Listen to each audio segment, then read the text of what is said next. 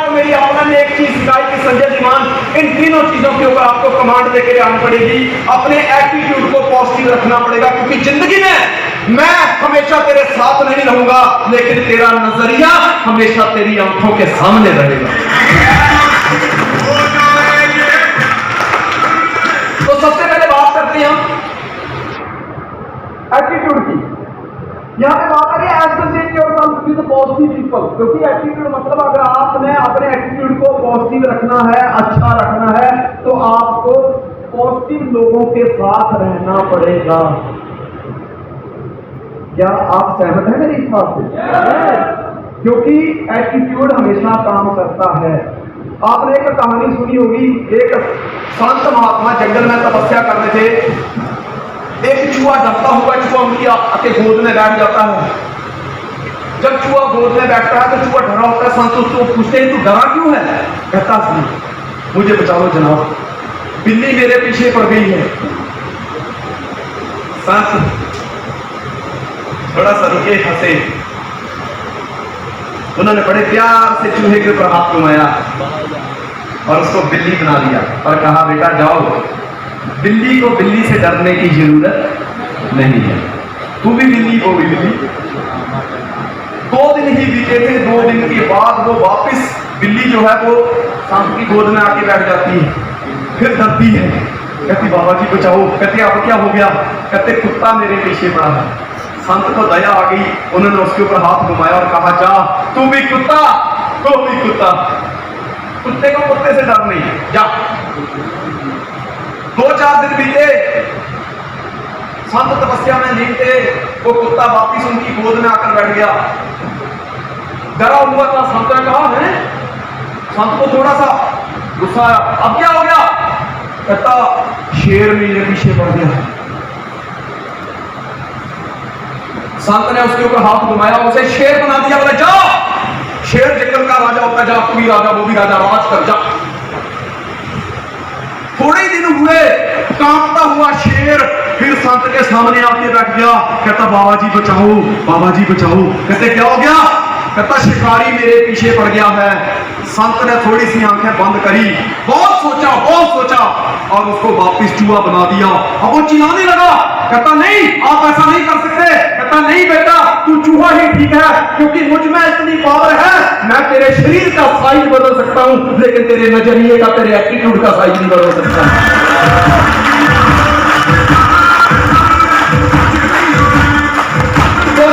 ये हमारा नजरिया है, हमें ही बदलना होगा।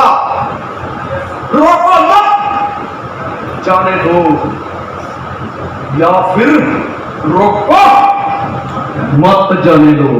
शब्द 4 ही हैं, ये आपके ऊपर डिपेंड करता है कि इनका इस्तेमाल कैसे करना है। हेलो, मुझसे एक व्यक्ति ने कहा, संजय दीवान आप मेंबर बनाने वाले बिजनेस में हो। मैंने कहा, नहीं, मैं मेंबर बनाने वाले बिजनेस में नहीं हूं, मेरा व्यापार है लोग बिल्ड करना, मैं लोगों को बनाता हूं, मैं मेंबर नहीं बनाता। एटीट्यूड, कुछ लोग कहते हैं सर ये दवाई काम करेगी, उसको ये बीमारी है। मैं कहता हूं, I am not in illness industry, I am in wellness industry. मैं एक वेलनेस इंडस्ट्री में हूं। मैं दवाइयां नहीं बेचता, बल्कि मेरी बोतल में जिंदगी कैद है, सुनहरा भविष्य कैद है, जिसको चाहिए वो लेकर जाए।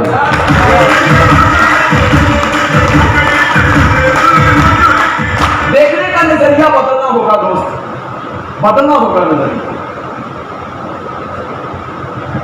If you want success in network marketing, change your association first. नजरिया बदलने के लिए हमको अपने एसोसिएशन को बदलना होगा। हम किन लोगों के साथ उठ रहे हैं, किन लोगों के साथ बैठ रहे हैं, किन लोगों के साथ हमारी दोस्ती है, ये इसका सबसे पहले मुआयना करना बहुत जरूरी है। मैं आपको गारंटी देता हूं, अगर 5 भांग पीने वाले के साथ आप घूमते हैं तो छठे गजेड़िए आप होंगे, लेकिन अगर 5 करोड़पतियों के साथ आप घूमते हैं तो इस बात की भी फुल गारंटी है कि छठे करोड़पति आप ही होंगे।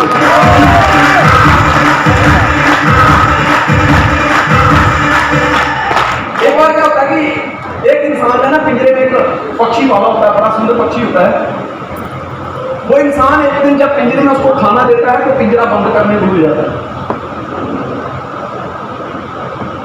काफी देर 1-2 घंटे तक पिंजरा खुला है, पक्षी को दिख रहा है कि पिंजरा खुला है, पर वो मन ही मन अंदर सोच रहा है यही मेरी दुनिया है, मैं जाऊंगा कहां।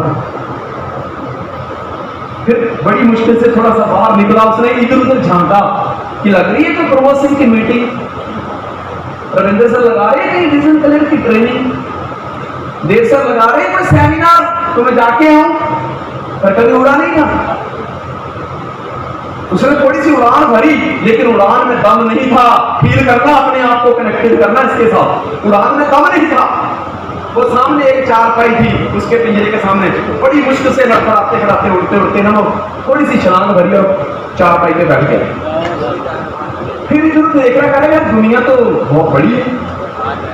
फिर उसने थोड़ी उड़ान भरी, जैसे उड़ान भरी फड़फड़ाते फड़ाते 100 मीटर की दूरी पे क्या गिर गया।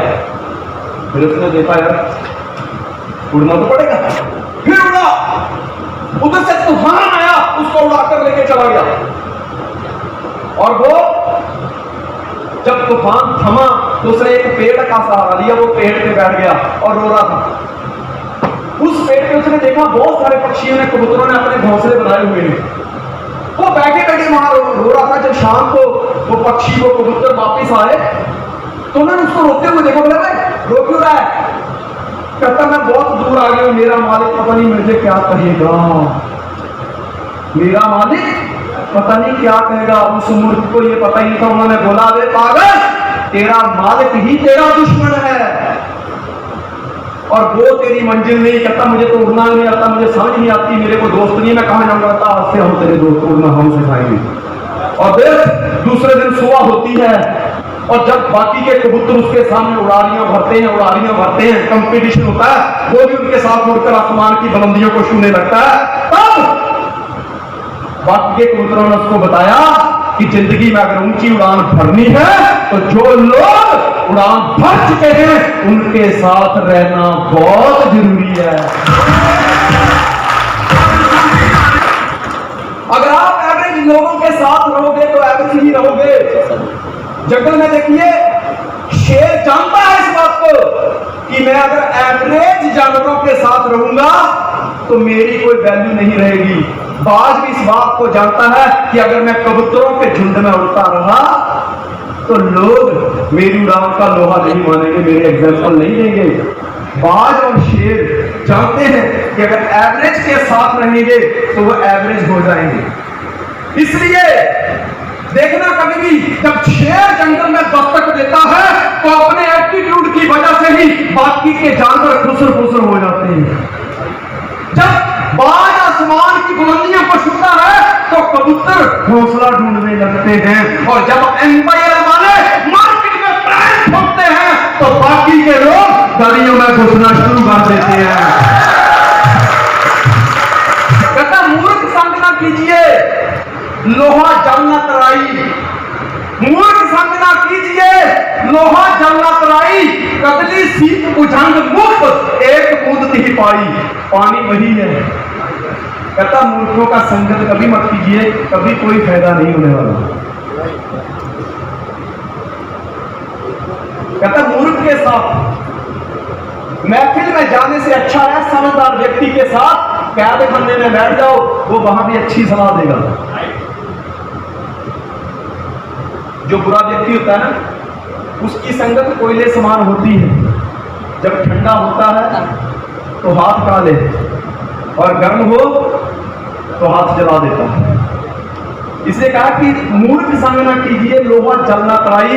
मूर्खों का संग करना मतलब जिस तरह लोहा पानी में अकेले नहीं तैर सकता, इसी तरह मूर्खों का संगत करोगे तो कभी जिंदगी संसार के सागर में कभी आगे नहीं बढ़ पाओगे। कतनी सीप बुझाकर मुझे एक बूंद नहीं पाई। कहता पानी की एक बूंद, स्वाति नक्षत्र की एक बूंद जब केले के पत्ते के ऊपर गिरती है तो कपूर बन जाती है, सीप के मुंह में गिरती है तो मोती बन जाती है, लेकिन वही बूंद जब सांप के मुंह में जाती है तो जहर बन जाती है।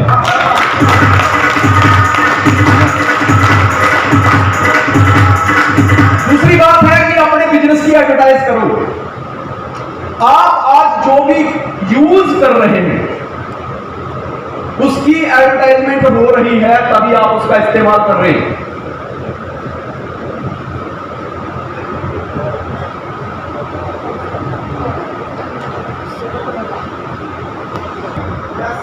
उसकी भी आपने कहीं एडवर्टाइजमेंट देखी होगी।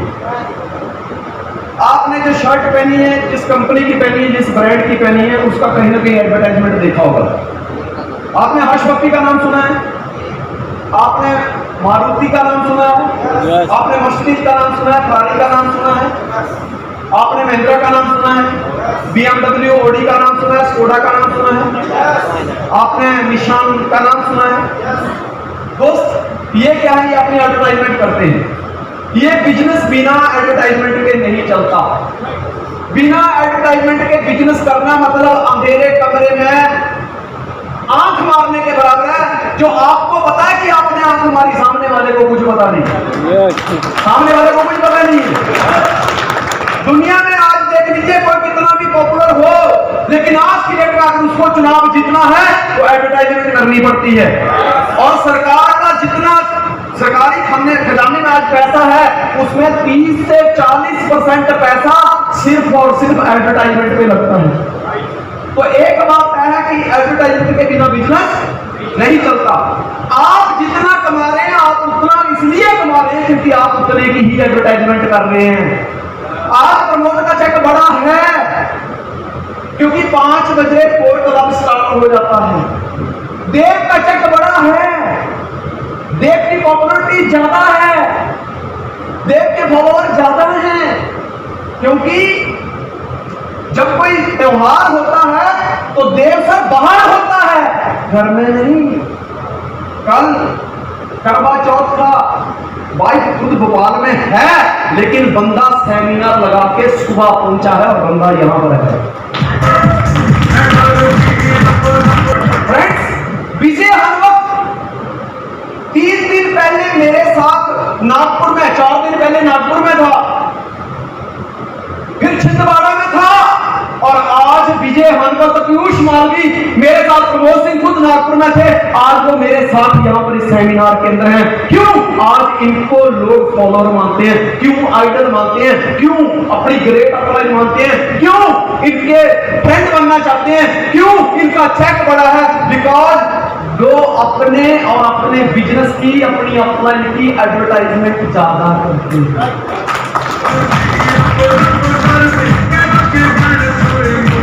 वो तो दुनिया में एक छोटी से छोटी चीज भी बिना एडवर्टाइजमेंट के नहीं चलती। आपने एक गाना सुना है, तेरी बिंदिया रे, आए हाय तेरी बिंदिया रे, सजन बिंदिया ले लेगी तेरी बिंदिया, आए हाय तेरी बिंदिया रे।